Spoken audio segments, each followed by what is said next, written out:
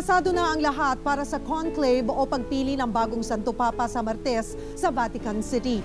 Paano nga ba ang proseso sa pagpili ng bagong Santo Papa? Naomi Dairit, ikwento mo.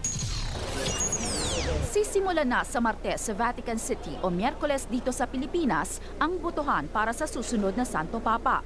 Kumpleto na ang 115 kardinal.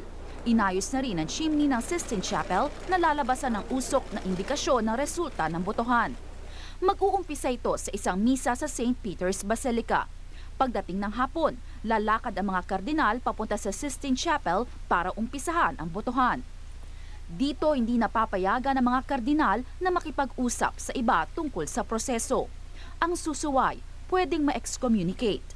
Sa loob ng Sistine Chapel, ipapasa mga balota sa mga kardinal kung saan isusulat nila ang kanilang napiling bagong Santo Papa. Pagkatapos, lalakad ang mga kardinal base sa kanilang seniority papunta sa altar para ilagay ang kanilang balota sa chalice. Bibilangin ang boto at babasahin sa mga kardinal. 2 beses ang botohan, isa sa umaga, isa sa hapon. Kapag may bago ng Santo Papa, lalabas ang puting usok sa chimney. Itim na usok kung wala pa rin. Galing ito sa mga sinunog na balota na may halong kemikal. Kailangan makakuha ng 2/3 ng boto o 77 ang bagong pope.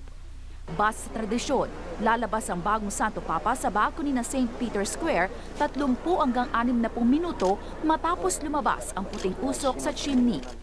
Sa report ng CNN, may 12 posibleng papal contenders. Kabilang dito ang Filipino Cardinal na si Manila Archbishop Luis Antonio Tagle.